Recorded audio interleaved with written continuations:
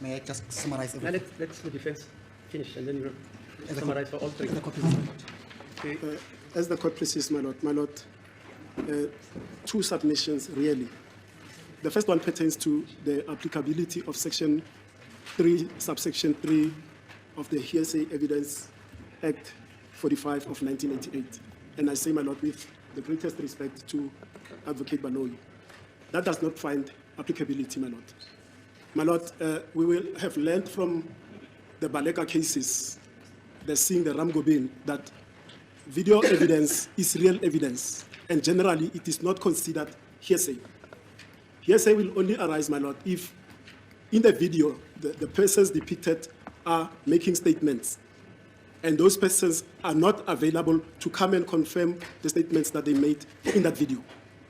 Otherwise, it is real evidence. There's no hearsay act applicable here, and I'll tell the court why. Mr. Mnisi has introduced, by way of submission, what we have seen in that video. That video is a 34-second video, my Lord. It does not show any person uttering anything, or at least it is not audible what the utterances are being made. For that reason, my Lord, I'll say the Hearsay Act does not assist the state in trying to bring Longwe's evidence via the back door, via Mr. Bailey, who says, in fact, what he obtained was not a video of 27 October 2014, but it's a broadcast of 10 October 2024. That was a rebroadcast, and it contains the subject matter of the subpoena that was served upon him by the state. He does not say it contains this footage. He says the subject matter of the subpoena. I don't know what the subject matter is. The state will clarify that for the court. I'm not privy to the subpoena that was served. It was never disclosed to us, my Lord, and I don't think we also belong in the serving of that subpoena, my Lord. Now, with video footage, my Lord, it needs to be authenticated, that it represents accurately what it purports to be depicting. Now, if only that it shows its action and not words, no oral utterances, I'm still standing, my Lord, that without utterances, the Hearsay Act does not apply, my Lord. Now, the second aspect, my Lord, is, and just to concretize this point, is the one that Mr. Mnisi touches on. Mr. Longwetwala is alive, my Lord. In fact, my Lord, if I go back in 2023, before Mr. Host testified, we received an email from Advocate Baloyi informing us that we must prepare that because they were going to call, amongst others, that Monday, Longwetwala, Jack Buthelezi, and Mr. Host, Colonel Host. And about 10 was made later to say, no, prepare only for Jack Buthelezi and Mr. Host, my Lord. I understand, my Lord. I've been practicing for 100 years. The state is dominus litis. Why they decided at the last minute to withdraw Mr. Longwe to come and testify is their own prerogative, my Lord. But the point that I'm making, he's still alive and kicking, and by what we have read in the media, my Lord, he's sobering up from whatever is afflicting him. So he's a comparable witness to be called and testify on this aspect, whether or not he was shot at and injured on the 26th of October 2014, my Lord. My Lord asked me the other day whether I read Canadian law, and there's an important term that was mentioned there by one of the judges, and so Pinker was also in that judgment, which says, a witness like Mr. Gininda for this purpose is not going to assist the court and ourselves, my Lord, to know that the person depicted on that video is Longwetwala. I don't know Longwetwala.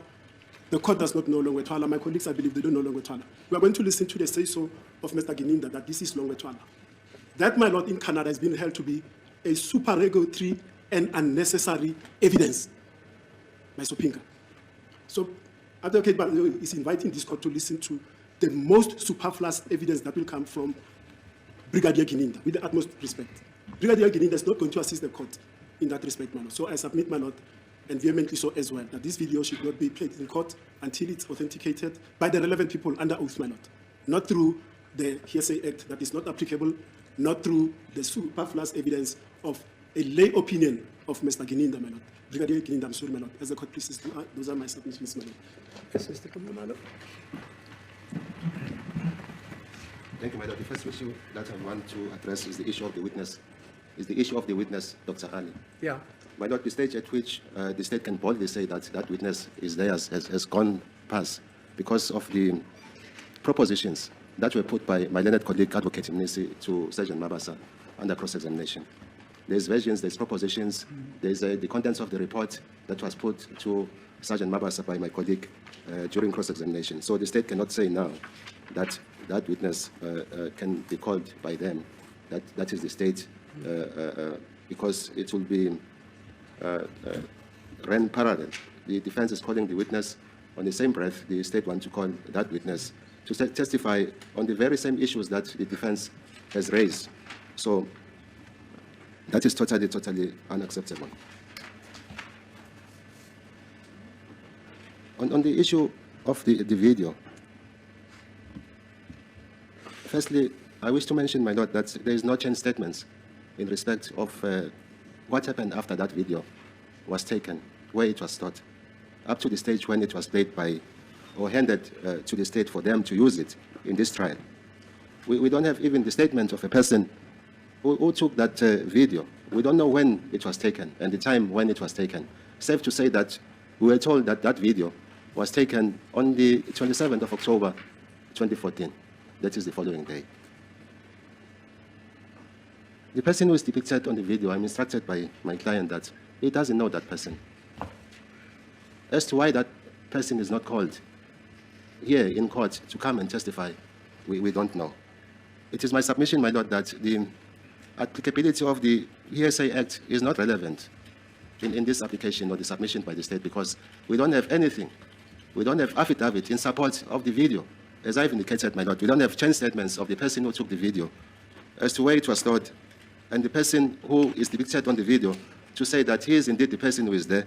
We don't have such. So it cannot be said that the applicability of the Hearsay Act is relevant in this aspect. And again, my lord, in this matter, I can say it without any reservation, because I can see that time is against us. We seem to be going in circles, my lord.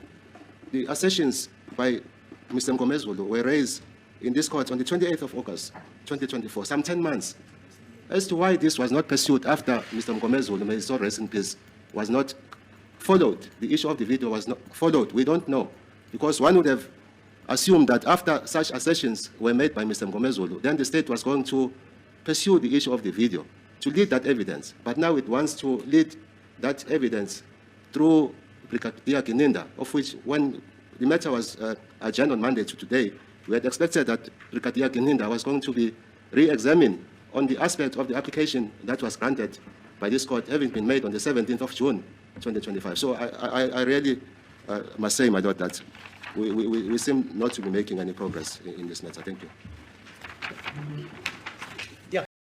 Welcome to the fire where the stakes ignite, where the questions burn hotter than the night. No escape once you're locked in the heat.